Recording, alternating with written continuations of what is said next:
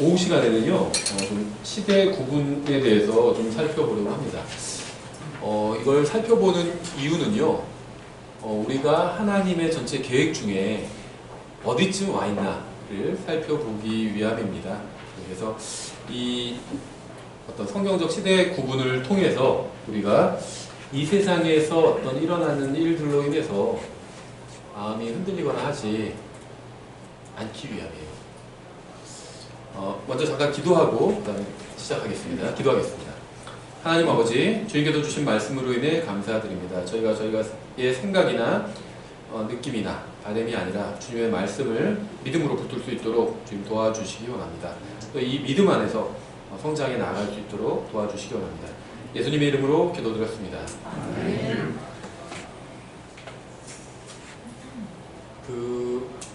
요즘 1년이 과거에 뭐 100년이다 이런 얘기를 이제 종종 하시는 분들이 있더라고요. 그만큼 이제 세상이 빠르게 바뀐다는 거죠. 근데 이 세상이 빠르게 바뀌는 것으로 인해서 우리가 마음이 흔들릴 필요는 없다고 생각합니다. 요즘은 참 이제 우리가 성경적으로 보면 배교의 시대인데요. 다만 이제 몇 명, 아주 소수의 사람들만이, 전 이제 한 줌이다 이렇게 표현하는데요. 한 줌의 사람들만이 하나님의 말씀을 믿고 있고, 정말 그러니까 우리가 바닷가 백사장에 가면 모래가 굉장히 많이 있잖아요. 그게 이 세상 사람들이라고 한다면 한 줌의 사람들, 손으로 움켜진 그 정도만 하나님의 말씀을 기록된 그대로 믿고 있고, 나머지는 하나님의 말씀을 믿지 않고 각자 자기 눈에 옳은 대로 살아가거나 심지어 신앙생활을 하는 분들이 많이 있어요. 독립심리교회도 많이 있습니다. 많이 봤고요. 저도 또 그런 사람 중에 하나였습니다. 내가 바른 성경을 알고 바른 교리를 알고 하니까 제대로 신앙생활을 하고 있겠지 이렇게 생각했는데 착각인 경우가 있었다는 거죠. 그래서 하나님의 말씀을 믿는 것이, 붙드는 것이 믿음이에요. 그것이 때로는 나의 생각과 다를 수도 있습니다. 또 내가 보고 듣는 것과 다를 수도 있어요. 하지만 하나님의 말씀을 그럴 때도 붙드는 것이 믿음이고요. 이 배교한 기독교는요, 목사에게 목사가 해야 될 일이 아닌 다른 것이 되기를 원합니다. 목사는 성경에 의하면 하나님의 말씀을 가르치는 교사고요. 성경을 가르치는 사람이에요. 그래서 성경에서 말씀하고 있는 것이 무엇인지 보여주고요. 또 성경에서 말씀하고 있지 않은 것이 무엇인지 또 얘기해 줘야 되겠죠.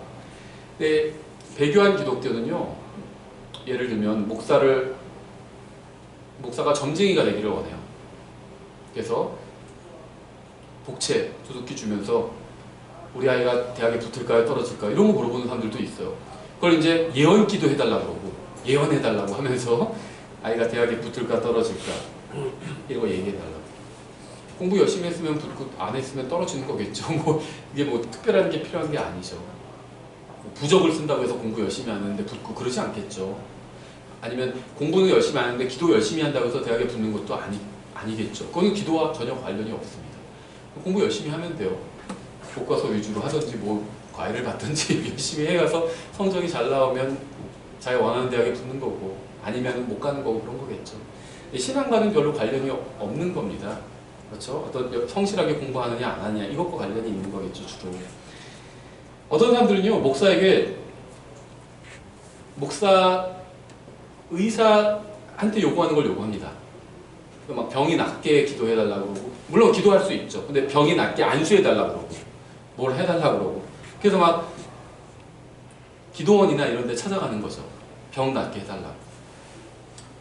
어떤 사람은 목사에게 어떤 정치 평론가가 되기를 바라는 사람들도 있어요. 막 정치적인 견해를 물어요. 얘기해 줄 수는 있겠죠. 근데 목사도요, 정치적인 견해가 틀릴 수도 있습니다. 틀린 목사 많아요. 목사는요, 점쟁이도 아니고 의사도 아니고 과학자도 아니고요, 정치평론가도 아닙니다. 목사는 하나님의 말씀을 선포하는 사람이에요. 하나님의 말씀을 가르치는 성경 교사고. 제가 요즘 굉장히 세상이 빠르게 변한다고 말씀을 드렸잖아요. 저도 과학이나 이런 분야에 대해서는 무지합니다. 잘 몰라요. 그런데 저는 과학에 대해서 무지하죠. 대부분의 목사들은 과학에 대해서 무지합니다. 어디서 동영상 몇 개 봤다고 해서 과학이 어쩌고 저쩌고 얘기하는 분들도 있는데요.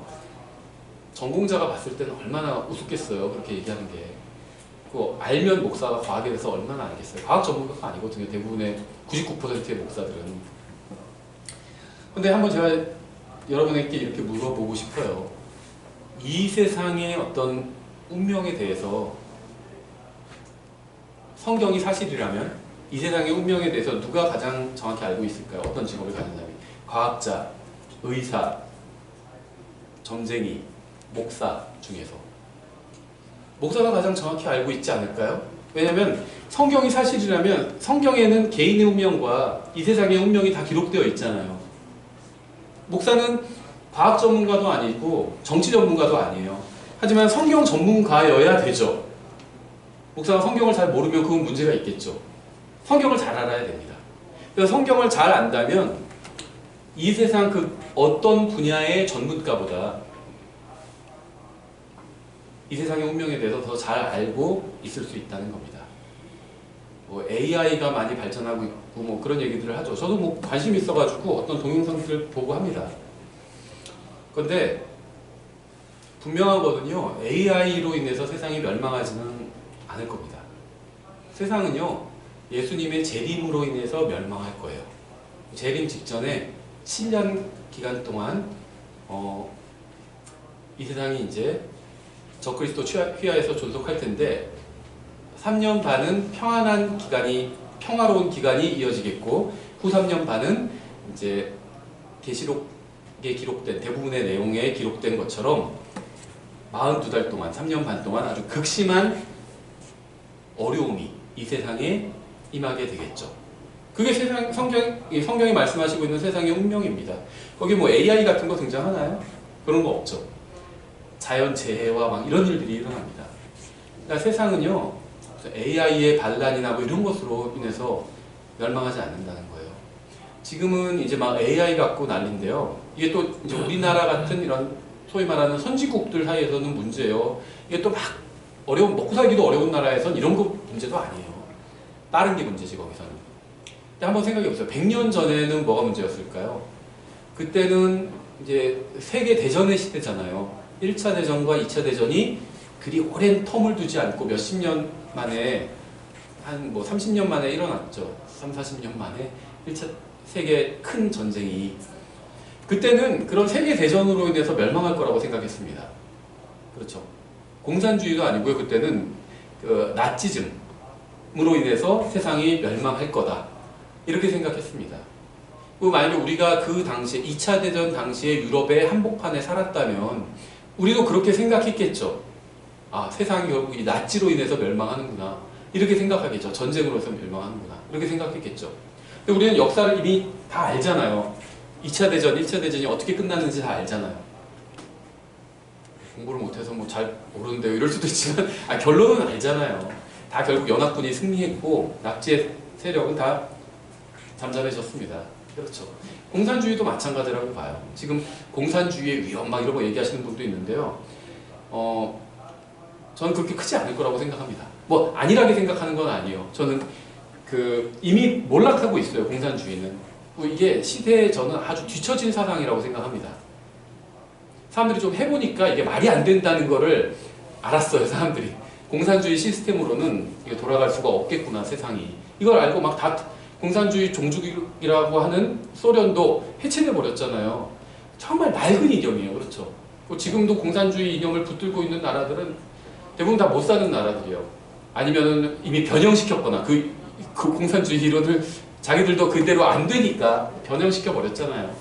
전 만약에 주님께서 늦게 오신다면 사라질 이념이라고 생각합니다. 이거는 몇십 년 후면은 사라져 버릴 거라고 생각해요.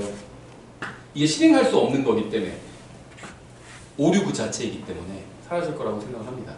그러니까는 과거 100년 전에는 어떤 나치로 인해서 세상이 멸망할 거라고 누구나 다 그렇게 생각을 많은 사람들이 했겠지만 세상은 그것으로 인해서 멸망하지 않았습니다. 그 더 전은 어떨까요? 중세시대 때 패스트가 유럽을 막 휩쓸고 있을 때, 지금 코로나는 비교도 안 될 정도로 휩쓸었죠. 유럽 인구의 3분의 1이 죽었잖아요. 그때는 사람들이 무슨 생각을 했을까요? 패스트로 인해서 세상은 멸망할 것이다. 다 그렇게 생각했겠죠. 근데 세상은 패스트로 인해서 멸망하지는 않았어요. 유럽 인구가 많이 줄긴 했지만 AI도 마찬가지라는 거예요. 왔다가 가고 왔다가 가고 왔다가 갑니다. 어떤 아주 강력한 독재자가 나타나면요, 그 독재자가 적그리스도라고 사람들은 생각하고요, 그 독재자로 인해서 세상이 멸망할 거라고 생각합니다. 두려워요. 징기스칸이 막 아시아만 휩쓴 것이 아니라 유럽까지도 위협했잖아요. 그때 유럽에서는 징기스칸이 적그리스도일 것이다 이렇게 생각했겠죠. 징기스칸으로 인해서 세상이 멸망할 것이다.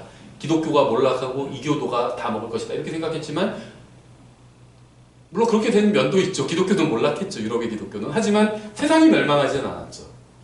그러니까요, 어떤 강력한 왕이 등장합니다. 그래서 전 세상에 아주 큰 영향을 미쳐요. 그럼 사람들은 그거를 보고요, 와, 저 강력한 왕, 그것도 하나님을 무시하는 저 이교도 강력한 왕으로 인해서 세상이 멸망할 것이라고 생각하고 두려워합니다. 하지만 그 왕도 그냥 지나가 버려요. 역사 속으로 흘러가 버립니다. 강력한 제국이 나타나도 그 제국도 흘러가 버려요. 이 세상에서 여러분이 정말 성경을 믿는다면, 하나님을 믿고 하나님의 말씀인 성경을 믿는다면 이 세상에서 일어나는 일들로 인해서 불안해하지 말라는 겁니다. 하나님께서 우리에게 주신 영은요, 두려움의 영이 아니에요. 우리가 두려워할 이유가 없어요. 우리가 두려워한다면 그거는 주님께 속한 것이 아닙니다. 그 순간만은. 구원받았다 할지라도 주님의 영의 주관하에 있는 게 아니에요. 이 세상에서 일어나는 일로 인해서 두려워하지 마. 저는 이 세상에서 일어나는 일들을 다 이해하지 못합니다. 비행기가 하늘 날아가는 것도 이해하지 못해요. 뭐 양력 이런 게 뭔지도 몰라요. 잘 이해를 못해도요, 두려워하진 않아요. 이 세상에서 많은 일들이 일어나고 있어요. 막 뭘 개발하고 과학자들이 뭘 만들고 있고, 그게 어떤 결과를 미칠지는 아무도 몰라요. 그렇죠? 그래서 사람들이 이제 두려워하기 시작했어요. 인공지능에 대해서도. 근데 우리는 두려워할 필요가 없다는 겁니다. 모든 게 다 하나님의 계획대로 될 겁니다. 결국엔 바뀔 게 하나도 없어요. 인공지능보다 뭐 인공지능 더한 게 나와도요, 바뀔 게 하나도 없습니다. 계시록의 결론은 한 글자도 바뀌지 않을 거예요. 두려워하지 말라는 겁니다. 우리는 이 세상에서 순례자와 같다고 그랬죠. 즐거운 마음으로 순례의 길을 행하세요. 내가 어떻게 할 수 없는 것들은 다 하나님께 맡기세요. 이 세상의 운명을 내가 뭐 어떻게 할 수 있나요? AI가 문제다. 막 벌써 그런 설교 하시는 분들이 있더라고요. 이것으로 인해서 막 어쩐 적그리스도가 나타나서 뭘 이용하고 크게 뭘 할 것처럼. 그래서 뭐가 어쨌다는 건지 모르겠어요, 저는. 그래서 뭐? So what? 그러잖아요. 그래서 뭐? 계시록의 결론이 바뀌지 않아요. 주님께서 언젠가 공중으로 오실 거고요. 우린 들림받아 올라갈 거고요. 나중에 예수님께서 재림하셔서요, 예수님을 거부한 모든 자들을 심판하실 거예요. 하나도 바뀔 게 없어요. 그리고 왕국이 세워질 겁니다. 그 1000년 동안 예수님께서 의로 통치하실 거예요. 천년왕국이 끝나면요, 큰 왕자 심판석에서 모든 것들을 다 심판하시고 정리하실 겁니다. 그리고 새하늘과 새 땅이 열릴 거예요.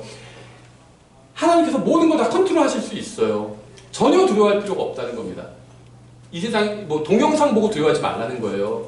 누가 하는 말 듣고 두려워하지 말라는 겁니다. 하나님의 말씀을 읽으세요. 그럼 전혀 하나님의 말씀을 읽고 연구하고 믿으면요, 두려움이 사라지게 됩니다. 평안이 임해요.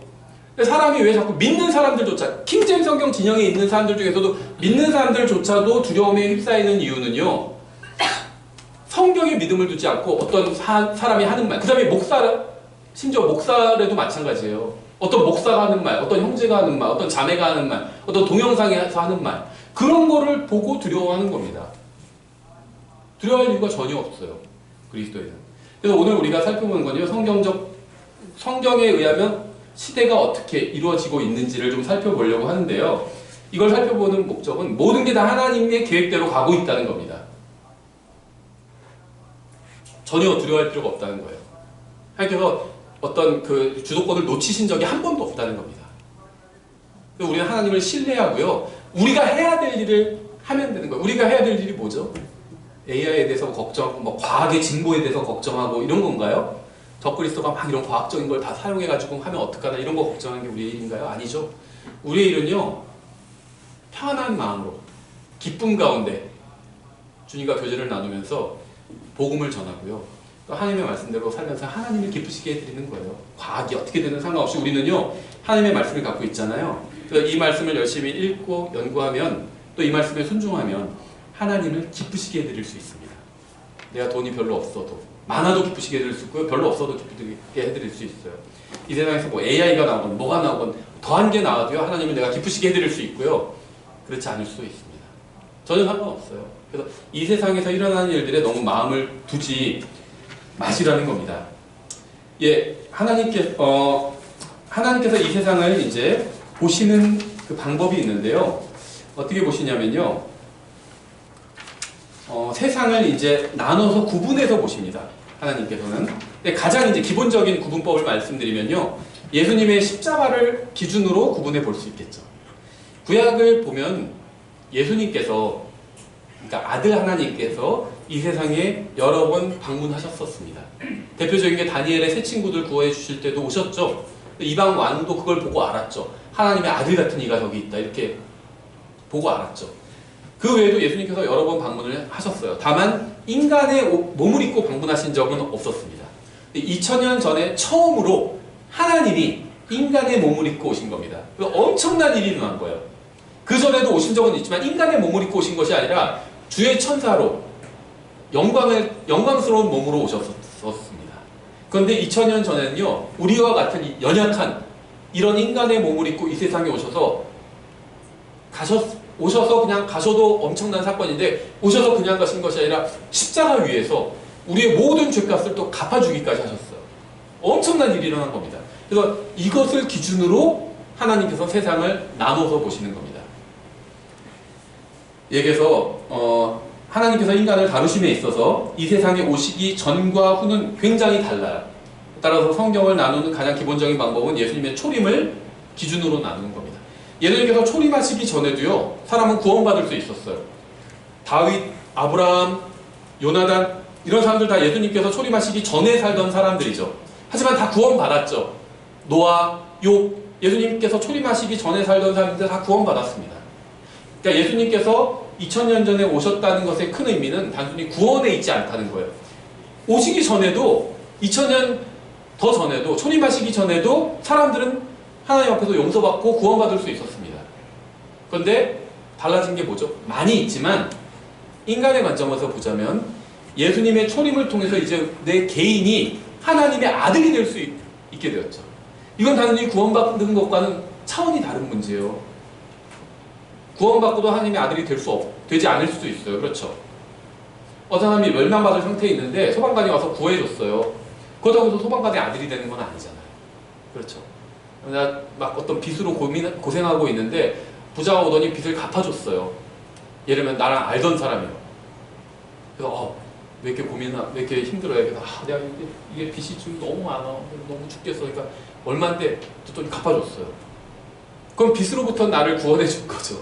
근데 내가 그 사람 아들이 된 건 아니잖아. 근데 내 빚도 갚아주고 아들 삼아준 겁니다. 빚 때문에 고민하고 있었는데 빚도 다 없어지고요. 정말 부잣집의 아들이 된 거예요. 그럼 완전히 그건 다른 문제잖아요. 예. 그래서 과거의 구약시대에 받았던 구원과 예수님께서 인간의 몸을 입고 이 세상에 오셨을 때 오심으로 인해서 우리가 구원받고 하나님의 아들이 되게 되었다는 건요, 완전히 다른 차원의 문제가 된 겁니다. 빚만 사라진 게 아니라 부잣집에서 상속받을 수 있는 자식이 됐다니까요. 완전히 다른 차원의 문제가 된 거죠. 히브리서 9장 17절에서는 이렇게 말씀하고 있어요. 상속 언약은 사람이 죽은 뒤에야 효력이 있고 상속 언약하는 자가 살아있는 동안에는 아무 힘이 없느니라. 예. 그래서 예수님의 죽음을 가지고 하나님께서는 이 상속 언약을 걸어두셨습니다. 예수님께서 살아계실 때는요, 이 상속이 계시될 수가 없죠. 죽으시면서 이제 바로 유언이 계시가 되는 거죠. 그래서 예수님께서 인간의 몸을 입고 오셨고, 그것도 큰일인데 오셨을 뿐만 아니라 십자가 위에서 죽어주셨습니다. 그러면서 완전히 다른 세상이 열려버린 거예요.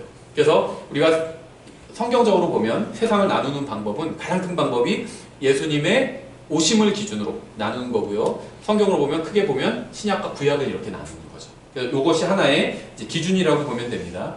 그러니까 하나님께서는 사람을 다 똑같이 그냥 다루시는 것은 아니겠죠. 이 큰 사건을 전후에서 다루시는 방법이 완전 달라졌다고 볼 수 있는 거겠죠. 과거에 용서만 해주셨다면 이제 용서해 주실 뿐만 아니라 아들 삼아주시기까지 하니까 이건 완전히 달라진 겁니다.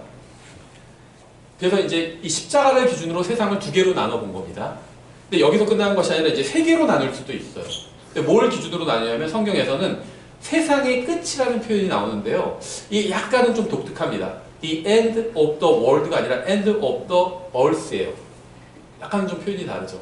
근데 이걸 이제 우리 성경에서도 세상의 끝이라고 번역했어요.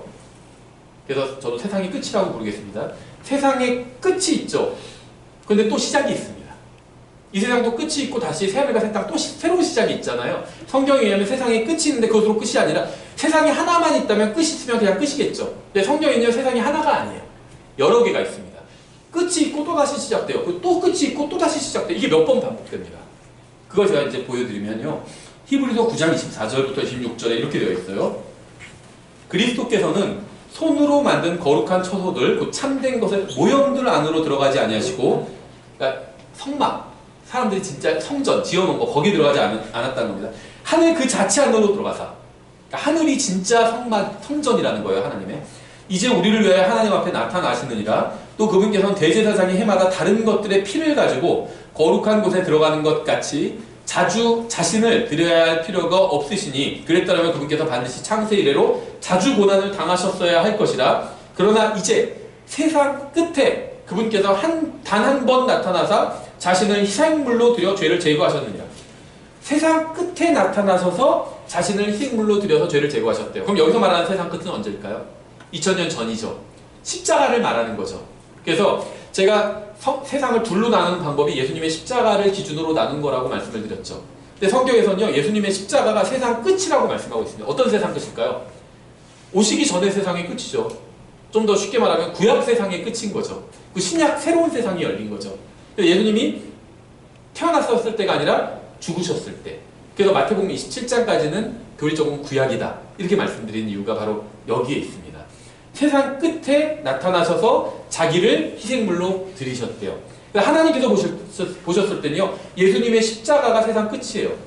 그게 하나의 세상이었던 겁니다. 십자가 전까지가 하나의 세상이었던 거예요. 그 십자가 이후에 다시 새로운 세상이 열린 겁니다. 성경에서 그렇게 말씀하고 있잖아요. 그래서 요 기준으로도 이제 세상이 십자가 전과 후로 나뉘는 거죠. 그래서 성경은 예수님께서 이렇게 오셔서 십자가에 달려 죽으신 때가 바로 세상의 끝이라고 말씀하고 있어요. 인류의 죄값이 치러지기 이전과 치러진 이유는 완전히 서로 다른 세상이 된 겁니다. 성경에 의하면 인류의 죄값이 치러지기 이전이 하나의 세상이었고, 죄값이 치러지고 나서는 또 다른 세상이 새로 열린 거죠. 근데 그것만 있는 게 아니라요, 좀 긴데 마태복음 13장이 있는데요. 그 마태복음 13장인데 이해를 위해서 제가 좀 빠르게 읽어보겠습니다.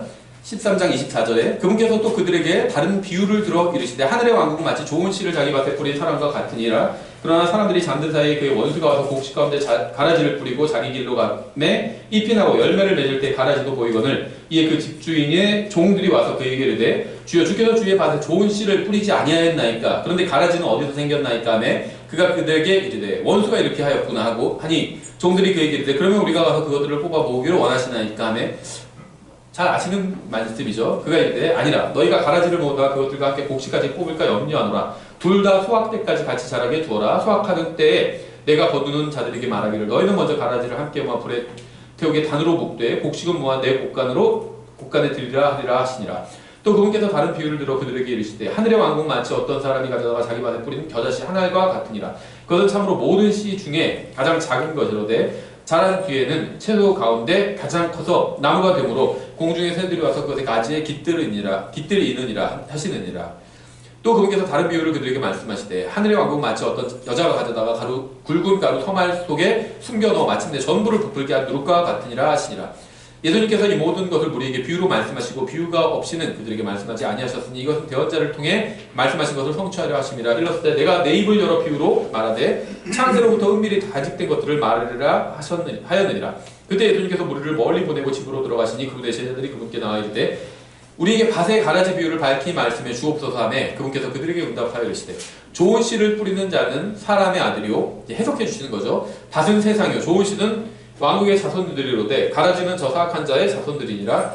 가라지를 뿌린 원수는 마귀요, 수확하는 때는 세상 끝이요, 거두는 자들은 천사들이니. 그럼 여기서 이제 세상 끝이 다시 한번 나와요. 근데 앞에서는 세상 끝이 어디라고 그랬죠? 예수님의 십자가라고 그랬죠. 그게 세상 끝이죠, 한번. 근데 여기서는요, 예수님의 재림하시는 때예요. 이게 세상 끝입니다. 그러니까 성경에 의하면 이미 두 번의 세상 끝이 나와요. 그러면 예수님의 십자가 2000년 전도 세상 끝이고요. 그 다음에는 예수님께서 재림하실 때, 그때가 언제인지 모르지만 그때도 또 세상 끝이라는 겁니다. 그러면 끝이 두 개면은 3등분이 되는 거죠. 칼질을 두 번 하면 3등분이 되잖아요. 그래서 구약시대가 하나의 세상이고요. 다음에 신약시대가 또 하나의 세상이고요. 그 다음에 언제인지 모르지만 예수님께서 재림하시면 또 다른 세상이 열린다는 겁니다. 수확하는 때는 세상 끝이요. 이렇게 말씀하시니까 세상 끝이라는 거예요. 수확할 때는 재림하시는 때거든요. 재림하시는 때가 하나의 세상 끝이라는 거죠. 다시 또 세상 끝의 문맥이 나오는데요. 47절부터 50절. 또 하늘의 왕국 마치 바다에 던져 각종 물고기를 모으는 그물과 같으니라. 이 재림하시는 때요. 그물이 가득 차매 그들이 그것을 물가로 끌어내고 앉아서 좋은 것은 그릇에 담고 나쁜 것은 버리느니라. 세상 끝에도 이러하니라. 같은 겁니다. 재림하시는 때예요. 천사들이 와서 의인들 가운데서 사악한 자들을 갈라내어 불타는 용광로 속에 던져 넣으니 거기서 통곡하며 이를 갈미 있으리라. 그래서 성경에 의하면 두 번의 세상 끝이란 말은 지금 3번 나오지만 2번 나오는 겁니다. 성경에 의하면 2번의 세상 끝이 나오는 거예요. 예수님의 초림이 세상을 나누는 하나의 기준이 되고 재림이 또 다른 기준이 된다는 겁니다. 이 두 개의 세상 끝을 기준으로 나누면 3개의 세상이 존재하는 거죠. 우리는 앞서 예수님의 초림을 기준으로 세상을 전과 후 2개로 나누는데 이제는 재림도 하나의 기준으로 적용해서 세상을 3개로 나눌 수 있는 거죠. 근데 성경에는요, 세상이 3개만 존재하는 건 아니에요. 베드로후서 3장 3절부터 7절을 보면 이렇게 되어 있습니다. 먼저 이것을 알라. 곧 마지막 날들에 비웃는 자들이 와서 자기들의 정욕을 따라 걸으며 이르되 그분께서 오신다는 약속이 어디 있느냐. 이제 문맥은 재림에 관한 거예요. 조상들이 잠든 이래로 모든 것이 창조의 시작 이후에 있던 것 같이 그대로 계속되었느니라. 그러니까 하나님께서 한번 창조하신 이후에 지금까지 하나도 변함이 없이 그대로 있지 않냐. 이 얘기를 누가 하고 있냐면 비웃는 자들이 하는 겁니다. 바뀐 게 하나도 없다. 처음에 창조하신 그대로 있는 거다. 지금까지. 이렇게 얘기하고 있는 거예요. 하리니 그들은 이 사실, 즉 하나님의 말씀으로 말미암아 하늘들이 옛적부터 있고 옛적부터 정말 옛적부터 있었다는 겁니다. 또 땅이 물에서 나와 물 가운데 서 있는 것을 일부러 알려하지 아니하느니라. 성경을 모르기 때문에 그런 소리 하는 거라는 거죠. 그러므로 그것으로 말미암아 그때의 세상은 물의 넘침으로 멸망하였으되 지금 있는 하늘들과 땅은 주께서 같은 말씀으로 보관하사 경건치 아니한 사람들의 심판과 멸망의 날에 불자르기 위해 예비해 두셨느니라. 나중에 불자르기 위해 예비해 두셨다고 그랬죠. 멸망의 날. 이때 세상이 완전히 멸망하게 되죠. 그러면은 그때의 세상은 물의 넘침으로 멸망했대요. 같은 멸망인 겁니다. 나중에 불로 멸망하는 것과 과거에 물로 멸망했던 것이 같은 거예요. 어떤 분들은 이게 노아의 홍수를 말하는 거다. 과거에 물로 멸망한 게. 이렇게 보시는 분들도 있는데 저는 이게 좀 기우는 것 같아요. 그러면 미래에 불로 멸망한 거 완전한 멸망이에요. 그럼 과거에도 완전히 멸망한 거를 의미하지 않을까요? 노아의 홍수로 멸망한 거는 사람들만 멸망했죠. 세상 자체가 멸망한 건 아니잖아요. 그래서 세상이 창조 그대로, 하나님의 말씀을 비웃는 자들은요, 창조하신 그대로 계속 세상이 있었다. 이렇게 주장하면서 비웃는 건데, 그거는 비웃는 사람들의 입장이죠. 하나님의 말씀에, 제가 봤을 때는 하나님의 말씀에 의하면 세상은 창조 그대로 있었던 것이 아니라 과거의 세상은 물로 멸망했습니다. 한 번. 그리고 또 다른 세상이 시작되었어요. 이렇게 보는 게, 근데 그 또 다른 세상이 시작된 게 노아 홍수 때는 아니라는 거죠. 그럼 언제냐? 저는 그거를 아담으로 인해서 또 다른 세상이 시작된 거라고 믿습니다. 아담 이전의 세상이 물로 완전히 멸망했어요. 그래서 그 전에 살던 거주민들, 인간은 아닙니다. 그 거주민들이 인간이 멸망했다고 안 하잖아요. 세상이 멸망한 거거든요. 세상이 멸망한 거예요. 완전히 사라져버린 거예요. 나중에 불로 인해서 사람이 멸망하는 게 아니죠. 이 세상이 멸망하고 새하늘과 새 땅이 생기는 겁니다. 새로운 세상이 생기는 거예요. 그러면 균형이 좀 맞죠. 과거에 있었던 세상이 인간이 아니었어요. 다른 존재가 살던 세상이 완전히 멸망했습니다. 그리고 아담과 이브로 다시 시작된 세상이 다시 시작됐어요. 그러다 미래에는 사람은 그대로 있는데 이 세상만 멸망하고 다시 새하늘과 새 땅이 생기게 된다는 겁니다. 그럼 뭐 아직 난 받아들이기가 좀 어렵다 하시는 분들은 뭐 못 받아들여도 상관없어요. 제가 해석할 때 그렇다는 겁니다. 제가 뭐 이렇게 해석하지 않으면 이단이다, 무슨 구원도 받지 못했다, 막 이런 얘기를 하는 게 아니에요. 예를 들어 성경에 의하면 이렇게 세상을 두 개로 구분할 수가 있고요. 이건 이제 인간 세상만 그런 거고요. 세상이 두 개만 있는 게 아니잖아요. 재림 이후에 천년왕국이 시작되고 그 다음에 다시 세상이 다 없어지잖아요. 방금 제가 인용한 이 베드로전서 3장의 말씀처럼 불에 의해서 멸망하게 되잖아요. 세상이. 그럼 그 새하늘과 새 땅 이후에 다시 새로운 세상이 열리게 되죠. 근데 재림과 초림으로 나누는 건 새하늘과 새 땅은 카운트하지 않는 거죠. 재림 전, 초림 전의 세상을 하나로 보는 거고, 초림하시고 나서 재림 전까지를 세상 하나로 보는 거고, 재림 후부터 또 하나의 세상으로 보는 건데, 재림 후에도 또다시 새로운 세상이 열리잖아요. 세상이 멸망하고 불로, 재림 후에 천년왕국 이후에 불로 멸망하는 거거든요. 그리고 또 다른 세상이 열리는 거죠. 그럼 벌써 4개가 되죠. 그런데 그 전에 물로 멸망한 적이 있다고 하잖아요.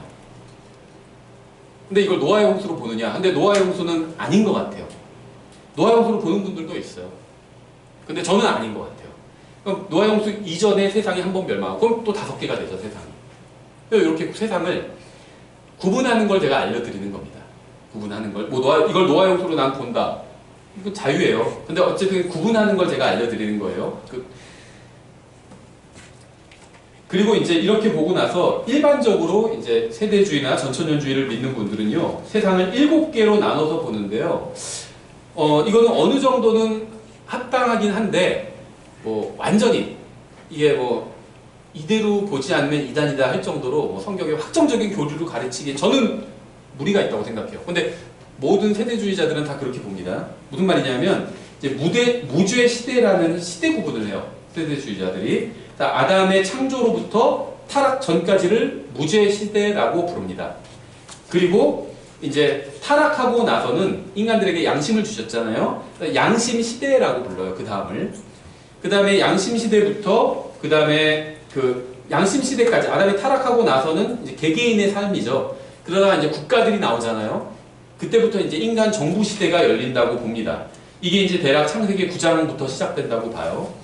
그 다음에 인간 정부 시대가 열리고 이후에 하나님께서 이제 이스라엘 민족을 민족적으로 세우시기 전에 먼저 아브라함을 부르시죠. 아브라함과 약속을 하시죠. 네 자손을 통해서 큰 민족을 이루겠다. 그래서 이거를 이제 언약, 약속을 하는 걸 언약이라고 부르는데, 이걸 이제 언약 시대라고 부릅니다. 아브라함과 약속하시고, 이스라엘과 또 약속하시고, 다윗과도 약속하시고, 계속 약속을 하시죠. 언약 시대라고 불러요. 그래서 이 언약 시대가 구약 시대라고 보시면 돼요. 구약 시대의 시작이라고 보시면 되고요. 언약하고 나서 또 율법을 주시잖아요. 그래서 이제 이걸 율법 시대라고 불러요. 그 다음에는 율법 시대의 끝에 예수님께서 나타나셔서 이제 십자가에서 죽으시고 교회가 시작되죠. 그래서 교회 시대라고 부릅니다. 그 다음에 교회가 들림받아 올라가고 나서는 그 다음에 이제 예수님께서 재림하셔서 천년왕국 세우시면 왕국이 열리게 되죠. 그래서 왕국 시대라고 불러요. 그래서 사람들이 이렇게 7가지로 성경을 연구하는 사람들이 시대를 구분해서 봅니다. 아담으로부터 천년왕국까지를 7가지로 구분해서 보는 거죠. 무죄시대, 양심시대, 언약시대, 맞죠? 율법시대, 교회시대, 왕국, 6가지는 이제 못 빠져. 무죄시대, 양심시대, 그 다음에 언약시대, 율법시대, 그 다음에 교회시대, 왕국시대. 예, 이렇게.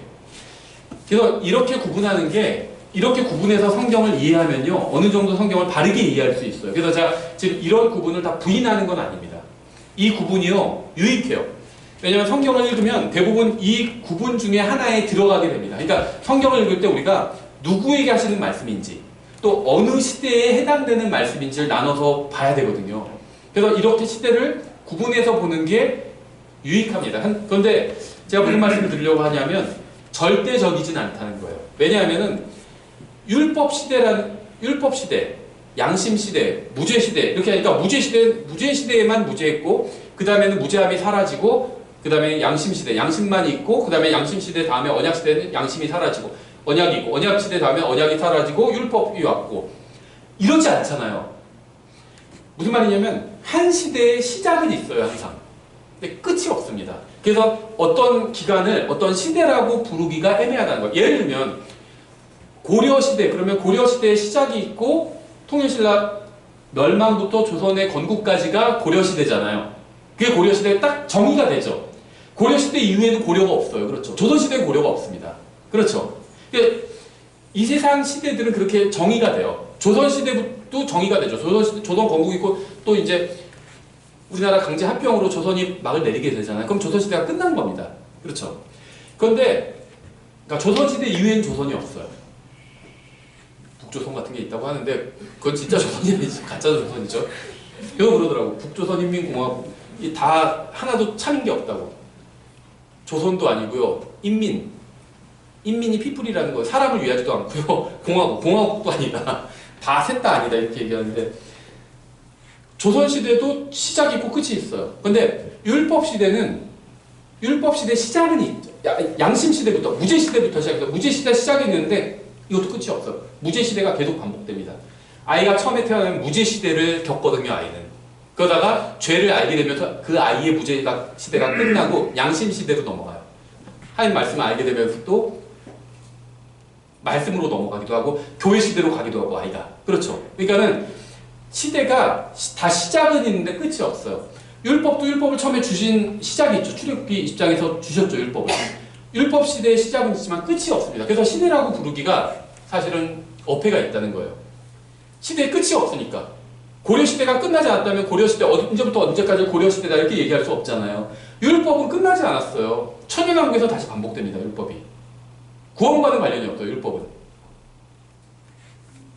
그 예수님이 율법을 폐하러 오신 게 아니죠. 예수님 때문에 율법이 끝난 게 아니에요. 폐하러 오시지 않았어요. 이루려고 왔어요. 성취, 완성하러 오셨습니다. 율법 시대가 끝난 게 아니라고. 교회 시대도 마찬가지예요. 교회 시대 시작은 있죠. 예수님의 부활과 함께 교회가 시작됐죠. 근데 교회 시대 끝이 있나요? 없어요. 교회 시대는 영원히 지속될 겁니다. 끝이 없어요. 왕국 시대는 어떻죠? 예수님의 왕국의 시작은 있죠. 끝이 있나요? 끝이 없어요. 그래서 이 시대 구분이 성경을 이해하는 데 있어서 많은 도움이 되는 건 사실입니다. 하지만 절대적인 건 아니라는 거예요. 무슨 말인지 아시겠어요? 그래서 이걸 절대적인 기준으로 해가지고 여기에 위배되면 다 뭐 잘못된 교리라고 생각하지 마시라는 겁니다. 어느 정도 기준은 제시하고 있지만 이 기준이 절대적이지는 않아요. 율법 시대라는 건 없습니다. 성경에. 왜냐하면 율법이 폐기된 게 아니기 때문에. 교회 시대라는 것도 없어요. 교회의 시작은 있지만 끝이 없어요. 고려가 멸망하지 않으면 계속 고려 시대인 거잖아. 지금도 교회 시대고 천연왕국도 어떻게 보면 교회 시대. 교회가 끝이 안 났는데 왜 교회 시대가 아니다 이렇게 얘기할 수 없다는 거죠. 다른 것도 마찬가지라는 겁니다. 그래서 저도 세대주의자고 전천년주의자예요. 세대주의자, 전천년주의자들이 이렇게 시대 구분을 하지만 같은 편이라고 해서 무조건적으로 이 시대 구분을 맹목적으로 다 절대시할 필요는 없다는 겁니다. 어느 정도 맞는 기준이지만 시대 구분이 시작은 있지만 끝이 없기 때문에 약간 어폐가 있다는 거예요. 예, 그래도 우리가 대략적으로 성경이 말씀하시는 시대들을 우리가 봤습니다. 구약 시대가 있었고요. 예수님께서 오셔서 신약 시대가 열렸어요. 그리고 이제 우리가 성경에서 그 날과 그 시각은 알 수 없다고 말씀하고 있어요. 언제 재림하시는지는 모릅니다. 하지만 재림하시면 그 다음에 왕국을 세우실 겁니다. 이 세상에서 무슨 일이 일어나도요. 하나님의 이런 계획은 변하지 않아요. 그래서 우리가 이 세상에 뉴스는요 계속 바뀌어요. 지금은 막 옛날에 어땠는지 아세요? 자동차가 처음 나왔을 때요. 사람들이 자동차가 막 빠르게 달리잖아요. 자동차가 짐승의 표라고 가르쳤었어요. 교회가. 그다음 컴퓨터가 나왔을 때 짐승의 표를 뭐라고 가르쳤는지 아세요?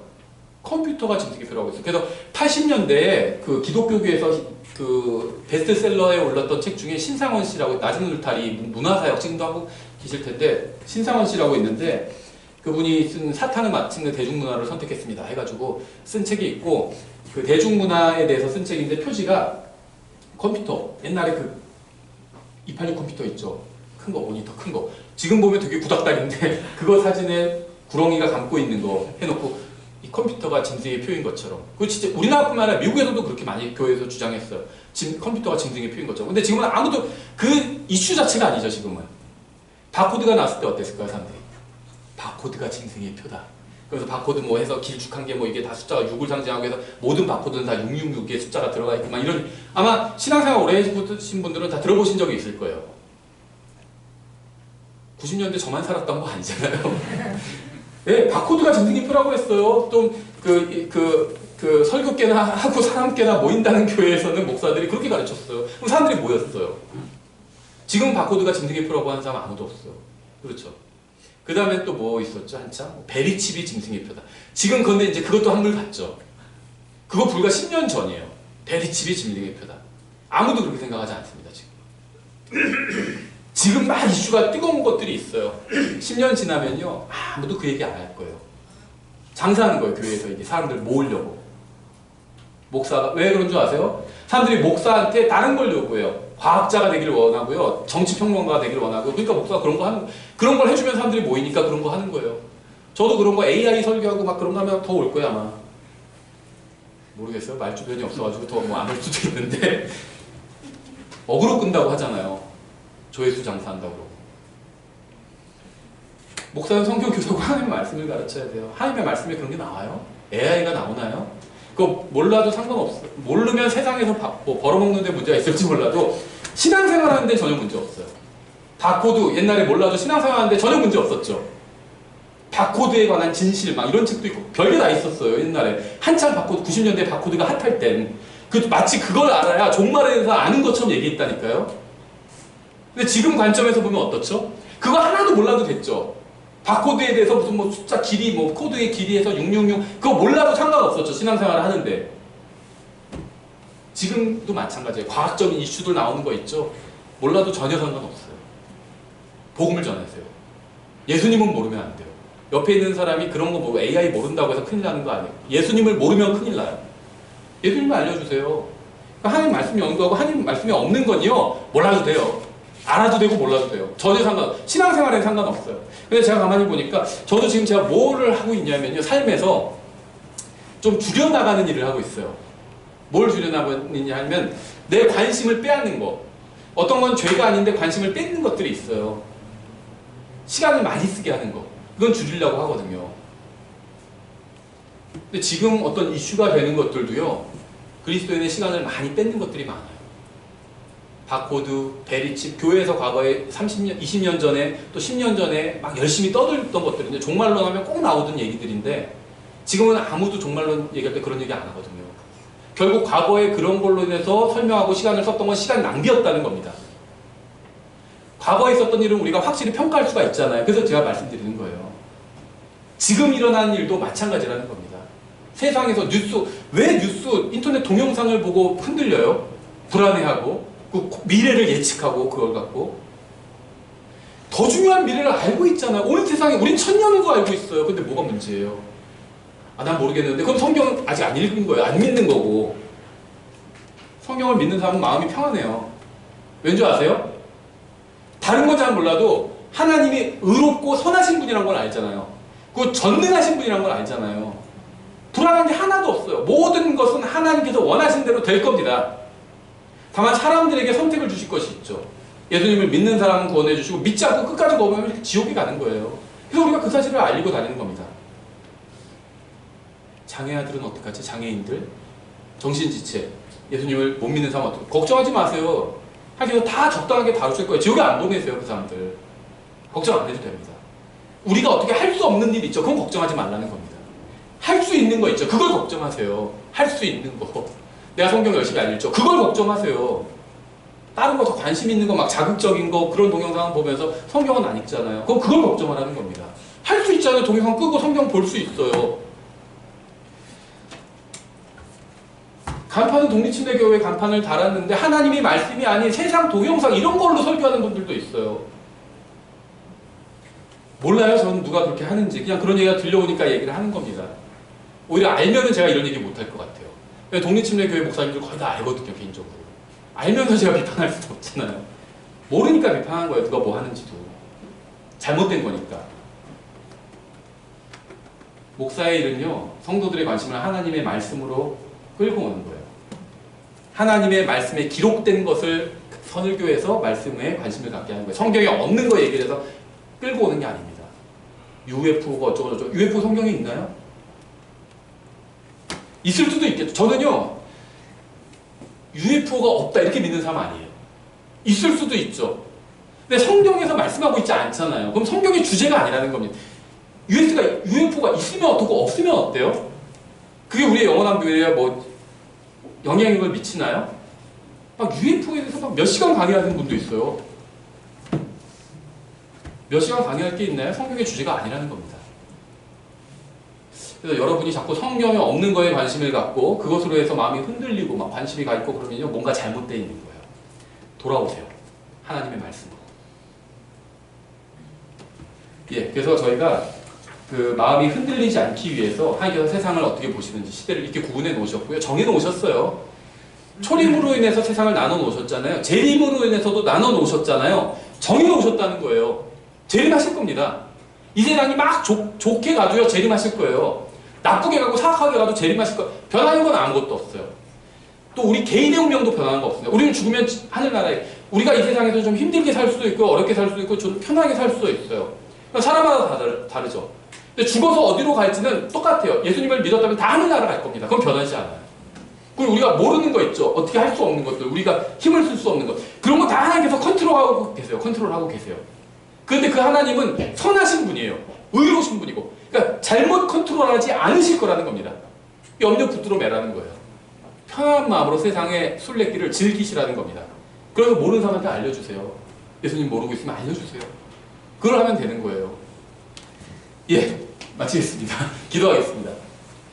하나님 아버지, 주님께서 저희들에게 주신 이 말씀으로 인해 감사드립니다.